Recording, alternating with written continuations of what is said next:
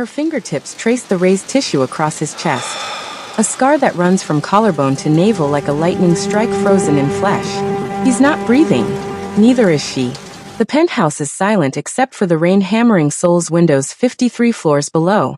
"Don't stop," he whispers, and it's not a request. Kaya Thompson's hand trembles. Not from fear. She stopped being afraid of Jae-won Kang 3 weeks ago. She trembles because every woman who's seen what she's seeing right now either ran screaming or broke completely. His entire torso is a war map. Burn scars bloom across his left side like dark flowers. Knife wounds crisscross his abdomen. Bullet holes, she counts 4, no 5, puncture his shoulder and ribs. And that massive scar over his heart. The one that looks like someone tried to carve it out while he was still alive. "They said no woman could handle this," Jae-won says, watching her face with those cold dark eyes that have killed 37 men. "They said I was too damaged. Too monstrous. That I'd die alone because no one could bear to look at." She kisses the scar over his heart. Then the bullet wound on his shoulder. Then the burn marks that ripple down his left side like melted wax. "They were wrong." Kaya breathes against his ruined skin. "You're the most beautiful thing I've ever seen." His control shatters. His scarred hands, those hands that have choked the life from men twice his size, shake as they reach for her face. "Kaya, if we do this, there's no going back. Once I claim you, you're mine forever. Do you understand? Forever." She's 23 years old. A virgin. A waitress from Houston who 6 weeks ago didn't know men like Jae-won Kang existed outside of movies. But when she looks at this scarred, deadly, broken man, she doesn't see a monster. She sees the only man she'll ever want. "Then claim me," she whispers. "Show me what no other woman could handle." Yeah, I know what you're thinking. How did a black girl from Texas end up in a Korean mafia boss's penthouse, about to give him her virginity, while he's covered in scars that would make most people vomit? How did I go from serving bibimbap to serving him? Well, let me take you back. Back to the night it all started. The night I made the worst, or best, decision of my entire life. The knife is an inch from Kaya's throat when she hears the first gunshot. She'd been working the late shift at Hanol, Seoul's most exclusive Korean restaurant, when 3 men followed her out at closing. She didn't recognize them. Didn't know why they grabbed her, threw her in a van, drove her to this rotting warehouse that smells like rust and death. "Please," she begs, and hates how small her voice sounds. "I don't have money. I don't know anything. Please." "You saw," the man with the knife says in Korean accented English. "You heard. Lee Sang-woo's shipment. The American witness." The second gunshot is closer. Then a third. Then screaming. The knife man turns toward the sound. His mistake. The warehouse door explodes inward. Not kicked, exploded, like someone put a battering ram through steel. And through the smoke and splinters walks a man Kaya has only seen from a distance, serving his private room at Hanol. Jae-won Kang. The Scarred Dragon. The mafia boss who controls West Seoul like it's his personal kingdom. He's not tall, maybe 5'10", but he moves like violence has a human form. His right hand holds a gun. His left hand is bare. And even from 15 feet away, Kaya can see the scars covering it. Burn marks. Blade marks. Marks that spell out a history written in pain. "Let her go," Jae-won says in Korean. His voice is quiet. Almost gentle. That's how Kaya knows he's about to kill everyone in this warehouse. Knifa man laughs. "Kang, this isn't your business. Choi Sung-min's orders. I'm making it my business." What happens next takes 7 seconds. Jae-won moves. The gun fires twice. Both of the knife man's partners drop, headshots, dead before they hit concrete. Knife man lunges at Kaya. Jae-won crosses 15 feet impossibly fast, catches the knife hand mid-strike, twists. The snap of breaking bone echoes like a firecracker. Knifa man screams. Jae-won's scarred hand wraps around his throat, lifts him, and squeezes. Kaya watches a man die 6 feet in front of her. Watches the light leave his eyes.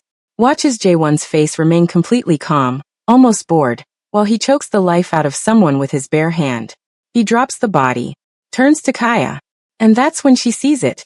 A gash across his forearm, bleeding through his expensive black shirt. In saving her, he got hurt. "You're bleeding," she says, because apparently her brain has stopped working. Jae-won stares at her. "You're worried about me? You saved my life. I ended 3. He takes a step closer. His eyes, God, his eyes are like looking into a furnace. You should be screaming. Running. You should be terrified. Kaya's hand reaches out before she can stop herself. Touches the scar on his hand, the one still wet with another man's blood. I'm not. Something shifts in Jaewon's face. Something dangerous and possessive and hungry. Mine, he breathes. You're mine now. And Kaya. 23-year-old virgin Kaya Thompson from Houston, Texas, feels heat flood her body at those words. At the way this deadly, scarred man is looking at her like she's the only thing that exists in the world. Okay, she whispers. His eyes widen. You don't understand what that means. Then explain it to me. Jaewon carries her. Actually carries her like she weighs nothing, one arm under her knees, one behind her back. She can feel his heartbeat through his shirt. Fast, way faster than it should be for someone who just killed 3 men without breaking a sweat. You're hurt, he says, nodding toward the blood seeping through her waitress uniform at her side. Knife wound. Shallow but needs stitches. Where are you taking me? Private doctor. Can't go to a hospital. They ask questions. He looks down at her, and for the first time, she sees vulnerability flash across his face. I won't hurt you. I need you to know that. I kill for a living, but I would never. I know. You don't. You don't know anything about me. Then tell me. The car ride is silent, but Jaewon's hand never leaves hers. His thumb traces circles on her palm, gentle, rhythmic, hypnotic. She watches his face in the passing streetlights. Sharp jaw. Knife scar across his left cheekbone. Full lips that have probably said terrible things, done terrible things. She wants to kiss him so badly it physically hurts. Dr. Park's office is in a nondescript building in Gangnam. The doctor, an elderly woman with knowing eyes, takes one look at them and says nothing. Just gestures to the examination room. Jaewon starts to leave. Give Kaya privacy. Stay, Kaya says. Please. So he stays. Stands in the corner, watching as Dr. Park cuts away Kaya's uniform shirt to expose the knife wound. It's a 4-inch gash along her ribs, painful but not deep. You're lucky, Dr. Park says in English. Another inch and he would have punctured your lung. Jaewon's hands curl into fists. Kaya sees his knuckles go white. As Dr. Park stitches, Kaya watches Jaewon. Watches him watch her. His jaw is clenched so tight she can see the muscle jumping. His eyes track every wince, every sharp breath she takes. Roll up your sleeves, Dr. Park tells Jaewon without looking at him. I need to check that arm. He hesitates. And in that hesitation, Kaya understands. He doesn't want her to see. It's okay, she says softly. I want to see.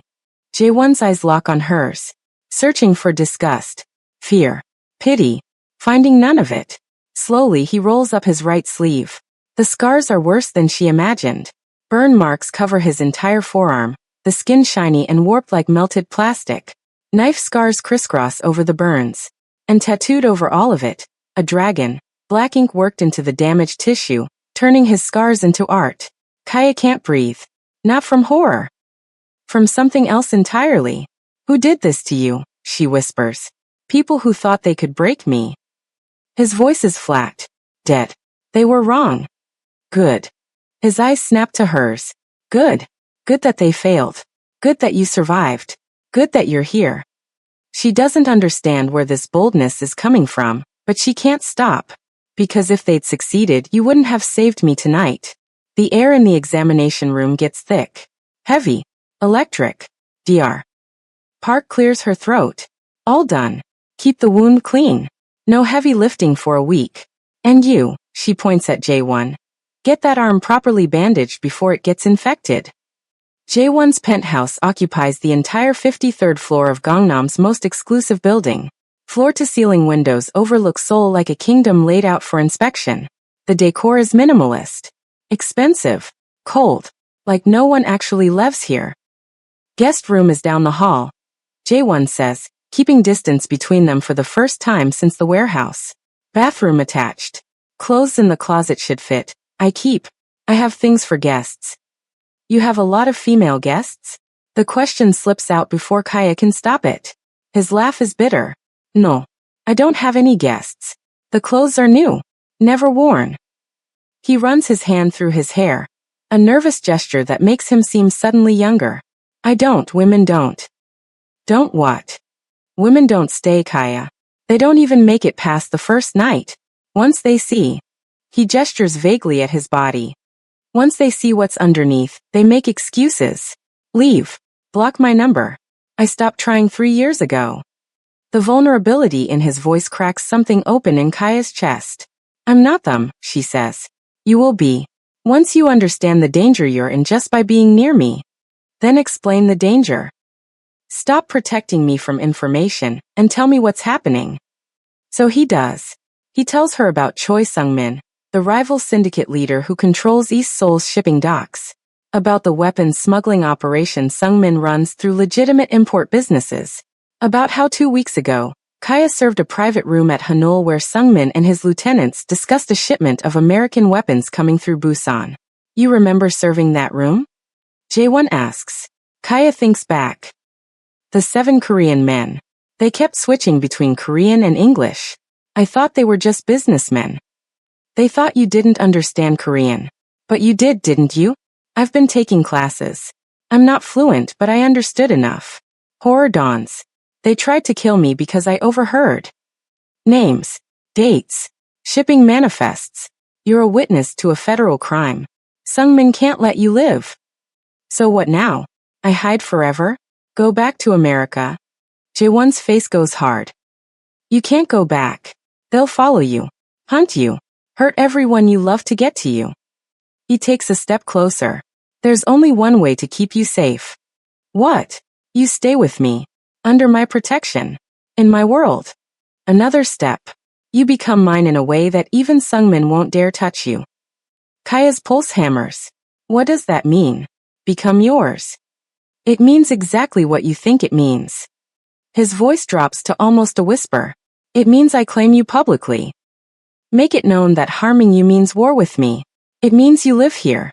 Wear my protection like armor. It means. Say it. It means you belong to me, Kaya. Completely. The rational part of her brain, the part that got straight A's in high school, that worked 3 jobs to afford moving to Seoul, that planned every decision carefully, screams at her to run. But there's another part. A part she didn't know existed until tonight. A part that looks at this dangerous, scarred, deadly man and feels safe.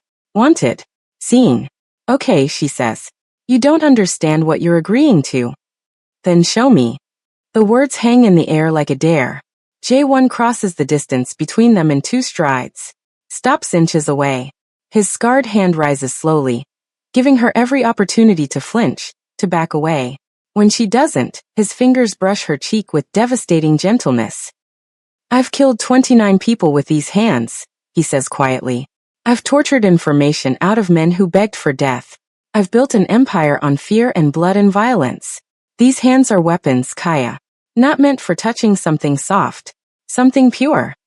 She turns her face into his palm, kisses the center of his scarred hand. Touch me anyway. His control, that iron control that lets him kill without emotion, fractures. His thumb traces her bottom lip. His eyes track the movement like he's memorizing every detail. You're a virgin, he says, and it's not a question. How did you? The way you kiss my scars. Like you've never kissed anything before. Like you're discovering what touch means. His hand slides into her hair. I won't take that from you. Not until you understand exactly what you're giving me. I understand. No, you don't. But you will. He leans close enough that she can feel his breath on her lips. I'm going to protect you. Keep you safe. Teach you how to survive in my world. And when this war with Sung-min is over, when you've seen exactly who and what I am, I'm going to ask you one question. What question? Whether you still want me to be your first, your last, your only. His lips brush her ear. And if you say yes, Kaya, when you say yes, I'm going to take my time, learn every inch of you, make you feel things you didn't know existed. I'm going to worship you the way you worship these scars, and then I'm going to ruin you for any other man. Heat floods through her body, liquid and electric and overwhelming. What if I say yes right now? Then you'd be deciding with fear and adrenaline, not clarity. He pulls back, and the loss of his heat makes her want to cry. I want you to choose me knowing exactly what you're choosing. The scars, the violence, the danger, all of it. What if I already do? His smile is sad. Beautiful. Heartbreaking. Ask me again in a week. After you've seen what's underneath these clothes. After you've watched me do what I do. After you've had nightmares about the man who touches you. He turns toward the door. J1. He stops. Doesn't turn around. I'm not going to run, Kaya says. I don't know how I know that, but I do. Whatever you show me, whatever scars you're hiding, I'm not going to run. For a long moment he says nothing. Then, we'll see. Kaya lies in the guest bed, staring at the ceiling. Down the hall, she can hear water running, J1 in the shower. She imagines him under the spray, imagines the scars covering his body. The ones he's so convinced will make her run. She thinks about his hands, those deadly, scarred hands, and how gentle they were on her face. She's never wanted anyone before, never understood what desire meant. But now, lying in this stranger's penthouse, all she can think about is knocking on his bedroom door. Asking him to show her, begging him to touch her. The water cuts off. Silence. And Kaya makes a decision that will change everything. What could possibly be so horrifying about J1's body that every woman runs? And why does Kaya feel desperate, starving, to see every inch of what he's hiding? More importantly, when he finally shows her, when he finally claims her virgin body with those scarred hands, will she survive the intensity of a man who spent 12 years being untouched? Morning comes too early. Kaya wakes to find fresh clothes laid out, designer jeans that fit perfectly, a soft black sweater, undergarments still in packaging. On the nightstand, a note in sharp handwriting. Meeting at 10 a.m. Stay in the penthouse. Don't answer the door for anyone. Don't trust anyone. JW. The presumptuousness of it should annoy her. Instead, she finds herself smiling. She explores the penthouse. The kitchen is massive but barely used. Restaurant takeout containers fill the trash. The living room has expensive furniture that no one sits on. But the thing that catches her attention is the wall of windows overlooking Seoul. And the man standing in front of them. J1 wears a charcoal suit that probably costs more than 6 months of Kaya's salary. His hair is styled back, revealing the knife scar on his cheekbone. From behind he looks like any other wealthy businessman. Then he turns. Even through the suit, Kaya can see the careful tailoring that hides his body. The way the jacket is cut to conceal rather than reveal. He catches her staring. I have to meet with Choi Sung-min, he says without preamble. Neutral territory. Luxury hotel in Gangnam. He wants to negotiate your situation. My situation. Whether he kills you or I protect you. He says it so casually, like they're discussing whether. I need you to stay here. My men are positioned in the building. If anything happens, I'm coming with you. His expression doesn't change. Absolutely not. He wants to negotiate about me. I should be there. Gaia? I'm not hiding while you decide my fate. For a long moment, they stare at each other. Then J1's lips curve into something that might be a smile. You're going to be trouble, he says. Is that a yes? It's a wear something that covers your stitches and stay behind me at all times. The hotel is the kind of place Kaya has only seen in magazines. Marble floors. Crystal chandeliers. Staff who pretend not to see the bulges of guns under expensive suits. Choi Sung-min waits in a private meeting room. He's older than J1, maybe 50, with silver threading his black hair and eyes like chips of ice. 2 bodyguards flank him. Kong, Sung-min greets in Korean, not bothering to stand. Then his eyes slide to Kaya. And the American witness. How unexpected. We're here to establish boundaries, J1 says, switching to English. His hand rests on Kaya's lower back. Possessive, protective. Last night, your men attacked what's mine in my territory. That's a violation. Your territory? Sung-min laughs. A waitress you've known for what, 12 hours? This is the great scarred dragon's weakness? A black American girl who? Finish that sentence, J1 says quietly, and see what happens. The temperature in the room drops. Sung-min's smile doesn't reach his eyes. She's a witness to federal crimes. I can't have her testifying. She won't testify. She doesn't know anything useful. She overheard fragments in a language she barely speaks. That's not good enough.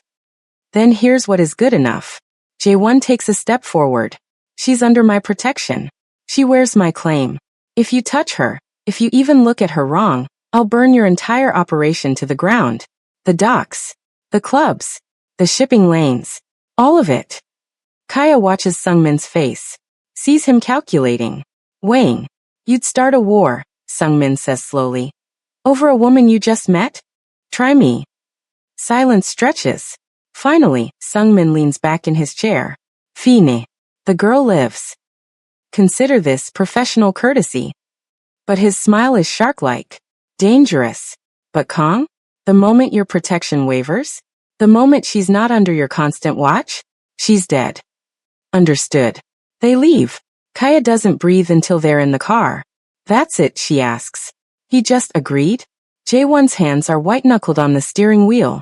He's lying. He'll wait until he thinks I'm distracted, then strike. That's how this works. How long do we have? Days. Maybe weeks. Not long. The uneasy peace shatters at 3:17 a.m. Kaya wakes to Jae-won's phone buzzing like an angry wasp. He answers in Korean, and even though she can't understand the words, she understands the tone. Something terrible has happened. Get dressed, he says, already moving. Stay here. Don't leave the penthouse. What's wrong? Sungmin. He's pulling on clothes, dark jeans, black shirt, shoulder holster. He just bombed my main warehouse. 5 of my men are dead. The words hit like a punch. Oh my God. This is war now. Real war. And it's because of he stops. Doesn't finish. But Kaya finishes for him. Because of me. No. He crosses to her, cups her face with both hands. Because of him. His choice. His violence. You didn't do this. 5 men are dead because Sungmin wants me. 5 men are dead because Sungmin wants power. You're an excuse. If it wasn't you, it would be something else. He kisses her forehead. Hard. Desperate. I have to go. I have to handle this. Handle. Don't ask questions you don't want answers to. He leaves. Kaya paces the penthouse like a caged animal. Watches the sun rise over Seoul. Imagines what handling means in Jae-won's world. He returns at 2 p.m. Covered in ash. Blood on his knuckles. His shirt torn. And his eyes, God, his eyes look like he's seen hell and walked back out. Kaya doesn't think. Just runs to him. Wraps her arms around his waist despite the ash and blood and smell of smoke. 5 men, he says into her hair. His voice is wrecked. 5 good men. And I can't, he breaks off. His whole body shakes. Bathroom. Kaya says firmly. Now. She runs water in the massive shower.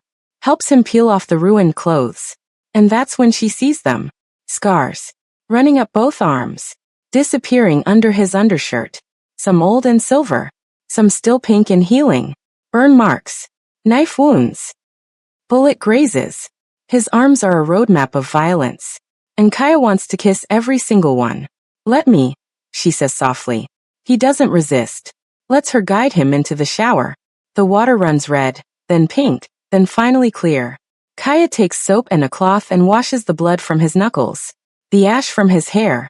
Her hands trace the scars on his arms, learning them. I found the traitor, Jae-won says suddenly. One of my own men. He gave Sungmin the warehouse location. Told him exactly when the shipment would be there, how many guards, everything. What did you do? What I always do. His hands cover hers, stopping their movement. I made him tell me everything. Every secret Sungmin told him. Every plan. And then I killed him. Kaya should be horrified. Should recoil. Should feel sick. Instead, she kisses his scarred shoulder. I'm sorry you had to do that. You're not scared. Of you? Never. She turns his face toward hers. Water streams between them. Of losing you? Terrified. His control, that famous control, cracks. He kisses her. Not gentle. Not sweet. Desperate and hungry and raw. His scarred hands tangle in her wet hair. His body presses hers against the tile wall. And Kaya, who's never been kissed like this, never been wanted like this, opens her mouth and lets him consume her. His hands slide down. Cup her waist. Start to move higher. He pulls back sharply. No. Not like this. Not when I'm. When you're what? covered in another man's blood, thinking about violence. I won't, he swallows hard. I won't touch you like this. You deserve better than. Kaya grabs his face. Stop deciding what I deserve. I'm standing here asking you to touch me. Begging you. Don't you understand? I don't want the sanitized version of you. I want all of you. The blood. The violence. The scars. The darkness. All of it. Kaya? Show me. Please. Show me what you're hiding under this shirt. Show me why you think I'll run. His breath comes harsh. Not yet. When? When I know you won't regret it. He steps out of the shower, grabs a towel. When I know you're choosing me with full knowledge of what I am. I already know. You don't. He's drying off, not looking at her. You know I kill. You know I'm violent. But you haven't seen it. You haven't watched me torture someone. You haven't seen what I become when the monster comes out. His voice drops. And you definitely haven't seen what's under these clothes. What 12 years of violence looks like written on skin. Kaya steps out of the shower, takes the towel from his hands, dries herself while maintaining eye contact. Then show me, she says. Right now. Show me everything you think will make me run. Because I promise you, J1, the only thing that's going to happen is you'll see that I'm not going anywhere. For a long moment, he just stares at her. Then his hands go to the hem of his undershirt. Last chance, he whispers. Last chance to walk away before you see the monster. I don't believe in monsters, Kaya says. Only survivors. He pulls the shirt over his head, and Kaya stops breathing. The scars are worse, and more beautiful, than anything she imagined. Burn marks cover his entire left side, from hip to shoulder. The skin is shiny, warped, mottled in shades of pink and white and red. It looks like someone held him against fire until the flesh melted and reformed wrong. Knife wounds crisscross his abdomen, some thin and precise, some jagged and brutal. She counts 15, 20, loses count. Bullet holes. 5 that she can see. Small circular scars that mean someone shot him and he survived. But the worst, the scar that makes her heart stop, runs from his collarbone down the center of his chest, curves around his heart, and ends at his left hip. It's thick and raised and vicious. Someone tried to carve his heart out. Probably while he screamed. J1 watches her face. Waiting for the recoil. The disgust. The fear. How? Kaya whispers. 12 years ago. I was 22.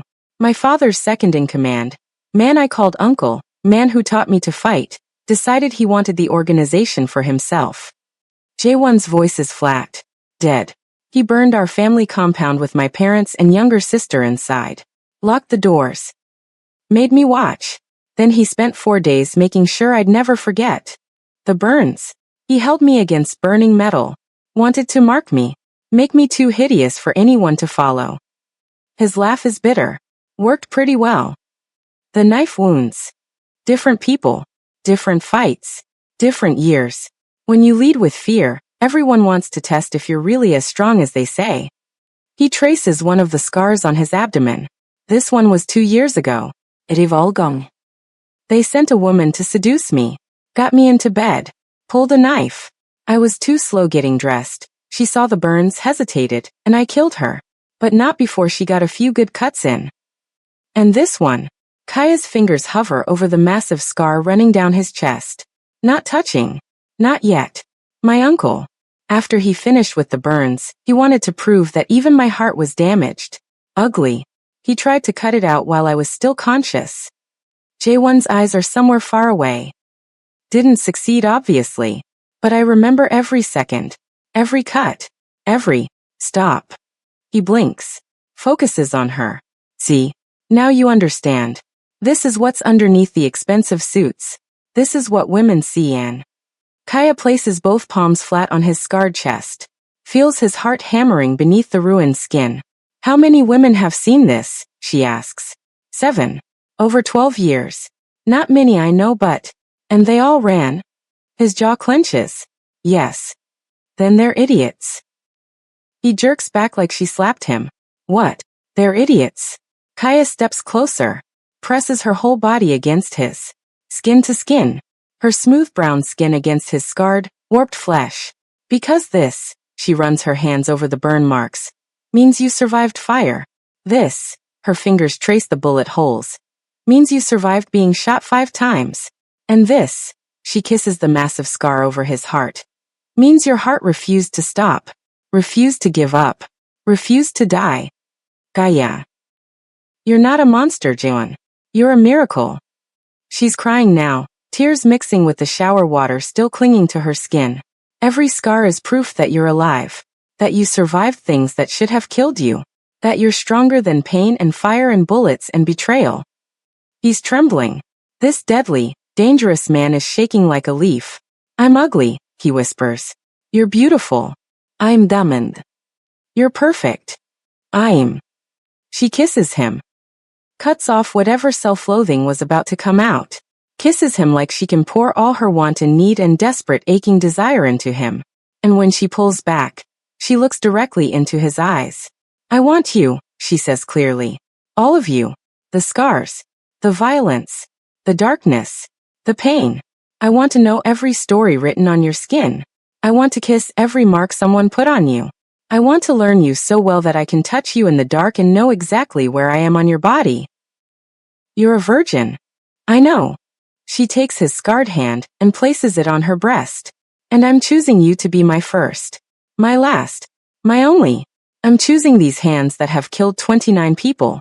I'm choosing this body that survived hell. I'm choosing you, Jaewon. All of you. Every terrifying, beautiful, damaged, perfect piece. His control shatters. He kisses her like a drowning man finding air. His scarred hands, those hands he's so convinced are weapons, touch her with devastating gentleness. Cup her face. Tangle in her hair. Trace the curve of her spine. If we do this, he breathes against her mouth, I won't be able to let you go. Ever. You understand? You'll be mine forever. Promise. A sound escapes him. Half laugh, half sob. I need to keep you safe first. End this war with Sungmin. Make sure you're not in constant danger before I. How long? Weeks. Maybe a month. I need to plan. Need to strike in a way that ends him permanently. Kaya pulls back. Looks at this beautiful, scarred, broken man who thinks he's a monster. Then teach me, she says. Teach me to fight. Teach me to protect myself. Stop treating me like something fragile that needs to be locked away. I want to stand beside you, not behind you. His eyes search hers. You're serious. Completely. A slow smile spreads across his face. It transforms him. Makes him look young. Almost innocent. You're going to be so much trouble, he says. Is that a yes? It's a training starts tomorrow and you're going to hate me. Impossible. He kisses her again. Soft. Sweet. Reverent. I love you, he whispers against her lips. I know it's too soon. I know I shouldn't. But I've loved you since the warehouse. Since you touched my scarred hand and didn't flinch. Kaya's heart stops. Restarts. Explodes. I love you too, she says. And when this war is over, when Sungmin is dead, I'm going to give myself to you completely. And you're going to show me what these hands can do when they're worshipping instead of killing. The promise hangs between them like a living thing. For weeks of training. For weeks of Kaya learning to fight, to shoot, to kill if necessary. For weeks of growing closer to Jaewon, learning his body, his scars, his stories. For weeks of stolen kisses and desperate touching that always stops before going too far. And then the plan. Kaya infiltrates Choi Sungmin's exclusive nightclub as a waitress. Plants surveillance devices. Signals when he's vulnerable. Jaewon's last words before she goes in. If anything happens to you, I'll burn Seoul to the ground. Kaya's response. Then I better make sure nothing happens. She walks into the nightclub. Sungmin's eyes lock on her immediately. And she sees recognition flash across his face. Can Kaya maintain her cover when Sungmin suspects who she really is? Can Jaewon rescue her before Sungmin does to her what was done to him 12 years ago? And when the final battle comes, when blood spills and bodies drop, will their love survive? More importantly, when Jaewon finally claims Kaya's virgin body, when those scarred hands finally touch her the way she's been begging for, will the gentleness she sees in him survive the violence he's about to commit? Or will she learn that loving a monster means becoming one? Eclipse nightclub is the kind of place where million-dollar deals happen in velvet booths and beautiful people dance to music that costs more than most people's cars. Kaya, dressed in the club's signature black cocktail dress and heels, carries a tray of champagne like she's done this 1,000 times. She hasn't. Her hands shake so badly, she nearly drops the glasses twice. Calm, comes Ji-yeon's voice in her nearly invisible earpiece. Jae-won's female lieutenant is running surveillance from a van 3 blocks away. You're doing great. Sungmin's in the VIP section, 3rd floor. You have 15 minutes to plant the cameras. Kaya navigates through the crowd. The first camera goes in the bathroom, tiny, disguised as part of the decorative mirror. The second goes under a table in the main VIP lounge. The third. Well. Kaya's blood turns to ice. Choi Sungmin stands 5 feet away, flanked by 2 bodyguards. His eyes travel down her body slowly, analytically. You look familiar, he says in English. Have we met? Every instinct screams run. But Kaya forces a smile. I don't think so, sir. First night working here. He steps closer. Too close. You're American. Yes, sir. From Houston. Houston. His smile doesn't reach his eyes. And what's a Houston girl doing in Seoul? College. Studying international business. The lie comes easy. She and Jae-won practiced this exact conversation 50 times. Interesting. Sungmin gestures to the private VIP room behind him. I'm having a small gathering. I could use an American waitress. Someone who understands English business etiquette. Kaya's earpiece crackles. Say yes, Ji-yeon hisses. Get inside. Plant the last camera. I'd be honored, Kaya says. She follows him into the private room. 7 men sit around a table covered in drinks and documents. They're speaking rapid Korean, something about shipment schedules and payment routes. Kaya serves drinks. Smiles. Pretends not to understand. Her hand trembles as she sets glasses down.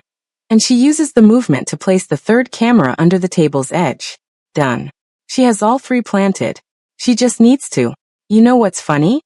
Sungmin says suddenly. I had a waitress working at Hanul a few weeks ago. Black girl. American. She overheard something she shouldn't have. Kaya's heart stops. Really, she manages. What happened to her? We tried to eliminate the problem, but someone interfered. His eyes lock on hers. Someone very protective. Sir, I don't. You have the same eyes. He stands. Walks toward her. The same voice. Hell, the same way of standing. The room goes silent. All 7 men are staring at her. In fact, Sungmin continues, I'd bet everything I own that you're Kang's little black waitress. The one he's been hiding in his penthouse for 6 weeks. Kaya's hand moves before her brain catches up. Reaches for the gun strapped to her thigh under the dress. Sungmin is faster. Grabs her wrist. Twists. The gun clatters to the floor. Kaya screams. It's blown. He knows. Sungmin yanks her against him.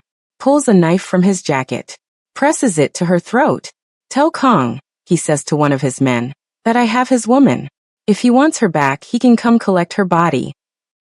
Jae-won receives the message while sitting in his car 2 blocks away. Ji-yeon's voice is frantic in his earpiece. They have her. Sungmin made her. He has a knife to her throat and he doesn't hear the rest. The monster. The thing Jae-won keeps locked deep inside. The thing that survived fire and torture and betrayal. Wakes up. He enters Eclipse through the back entrance. 4 guards try to stop him. They die in under 30 seconds. Gun. Knife. Bare hands. Doesn't matter. There are obstacles between him and Kaya. He takes the stairs 3 at a time. Kills 2 more guards on the 2nd floor landing. A 3rd on the stairs to VIP. The thing is, Jae-won doesn't feel anything when he kills. No guilt. No satisfaction. Just cold mechanical efficiency. He's killed so many people that it's muscle memory. But tonight? Tonight he feels. He feels the burned scars on his side pulling tight as he moves. Feels the bullet-wound scars in his shoulder throbbing. Feels the massive scar over his heart, the one Kaya kissed, pulsing with every beat. He feels alive. And terrified. Because for the first time in 12 years, he has something to lose. The VIP room doors are reinforced steel. Jae-won doesn't bother trying the lock. just sets a breaching charge and blows them off the hinges. The explosion rocks the entire floor. Through the smoke he sees her. Kaya. Hands zip-tied behind her back. Kneeling on the floor. Sungmin behind her, knife still at her throat. Their eyes meet across the ruined room. And Kaya, beautiful, brave, insane Kaya, smiles. Took you long enough, she says. Kong, Sungmin shouts. One more step and I cut her throat. Jae-won assesses. 7 men total. All armed. Sungmin has the knife. Kaya's positioned as a human shield. Impossible. Perfect. Kaya, he says calmly. Remember what Jian taught you? The move for knife at throat situations. Her eyes widen. The one I only did successfully once? That's the one. On my mark. You can't be serious. 3. Jae-won. 2. Kaya takes a breath. This is insane. 1. She moves. Drops her weight suddenly, throwing Sungmin off balance. Twists her head away from the knife. Slams her skull back into his nose. Sungmin staggers. The knife wavers. Jae-won fires. The bullet catches Sungmin in the shoulder, non-lethal. He wants him alive for what comes next. Then all hell breaks loose. The 7 men open fire. Jae-won dives behind an overturned table. Returns fire. 2 go down. 3. Kaya, hands still zip-tied, crawls toward a dropped gun. Stay down. Jae-won roars. She ignores him. Gets the gun. Can't hold it properly with her hands bound, but manages to brace it against a chair and fire. Takes out a 4th man. Jae-won's heart simultaneously swells with pride and stops with terror. The firefight is brutal. Close quarters. Nowhere to hide. Jae-won takes a bullet to the shoulder. The same shoulder that already has 2 bullet scar from years ago. He doesn't stop. Can't stop. The 5th man dies. The 6th. Only Sungmin left, bleeding from his shoulder, dragging himself toward the window. Jae-won crosses the room. Grabs him by the throat. Lifts him like he weighs nothing. You hurt her, Jae-won says quietly. You scared her. You put a knife to her throat. She's just a whore, Sungmin chokes out. Jae-won's grip tightens. She's my everything. He doesn't make it quick. Kaya watches from across the room, her hands finally freed by Ji-yeon, who burst in with the backup team. Watches Jae-won beat Sungmin with his bare hands. Watches the monster come out. Watches him do terrible, brutal, vicious things. And she doesn't look away. When it's over, when Sungmin is definitely, permanently dead, Jae-won stands. Covered in blood. Breathing hard. His white shirt torn, revealing the burn scars underneath. He looks at Kaya like he's afraid. Like he expects her to finally run. She crosses the room. Steps over bodies. Wades through blood. And throws her arms around him. I love you, she says into his bloody chest. I love you, I love you, I love you. His scarred hands, shaking, covered in another man's blood, wrap around her. I need to get you somewhere safe, he manages. Get you cleaned up. Get you away from. Take me home, Kaya says. To your penthouse. To your bed. And keep your promise.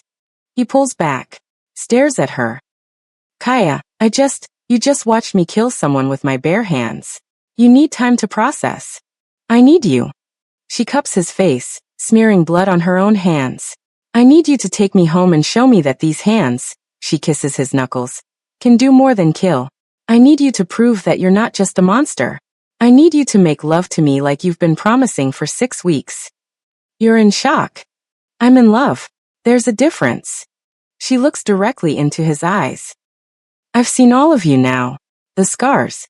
The violence. The monster. All of it. And I'm still here. I'm still choosing you. So take me home, Jae-won. Claim me. Make me yours. They shower first. Stand under scalding water and wash the blood away. Kaya's hands trace the fresh bullet wound on Jae-won's shoulder. He'll have another scar to add to the collection. Does it hurt? She whispers. Nothing hurts when you're touching me. She helps him dry off. Tends to the wound with the first aid kit Dr. Park left. Her hands are steady despite everything she's seen tonight. I killed someone, she says quietly. In the firefight. I shot him and he died. I know. I should feel guilty. Horrified. But I just don't. He was going to kill you. So I killed him first. She looks up. Does that make me a monster too? It makes you a survivor. He tilts her chin up. And it makes you mine. The bedroom is dark except for the city lights streaming through the windows. Jae-won leads her to the bed he's slept in alone for 12 years because no woman could stand to see him, touch him, want him. Last chance, he says. His voice shakes. Last chance to say no. To choose someone normal. Someone without scars. Someone who won't bring violence into your life. Kaya's answer is to pull her towel off. Stand naked in front of him. No hiding. No scam. Show me what you've been hiding, she says. All of it. He removes his towel. She's seen his torso. His arms. But now she sees everything. The scars continue down. Marks on his hips. His thighs. Evidence of 12 years of violence written across every inch of skin. And Kaya thinks he's the most beautiful thing she's ever seen. You're staring, he says quietly. I'm memorizing. She steps closer. I want to know every scar. Every story. That would take years. Good thing I'm planning to spend the rest of my life with you. His breath catches. Kaya. This one? She touches a knife scar on his hip. 3 years ago. Territory dispute. He came at me from behind. This one. A bullet wound on his thigh. 5 years ago. Assassination attempt. I was too slow. This one. The massive burn scar covering his left side. You know that one. Tell me again. My uncle. The fire. The betrayal. His voice is raw. The moment I lost everything and became the monster. You're not a monster. She kisses the burn scar. Then the bullet wound. Then the knife mark. You're a survivor. A fighter. A man who refused to break. She looks up at him. You're my man. His control. That famous control that everyone fears, disintegrates. He kisses her like he's been starving for 12 years and she's the first meal. His scarred hands worship her body, gentle despite their history of violence. He lays her on the bed like she's precious. Fragile. Sacred. I'll be gentle, he promises. Don't be too gentle. I want to feel you. All of you. I'll hurt you. Your first time. Then hurt me. She pulls him down. Hurt me in a way I'll remember forever. In a way that bonds me to you. Mark me the way you're marked. He positions himself above her. His scarred body against her smooth one. A study in contrasts. I love you, he breathes. I'll love you until the day I die. Then show me. He enters her slowly. She gasps.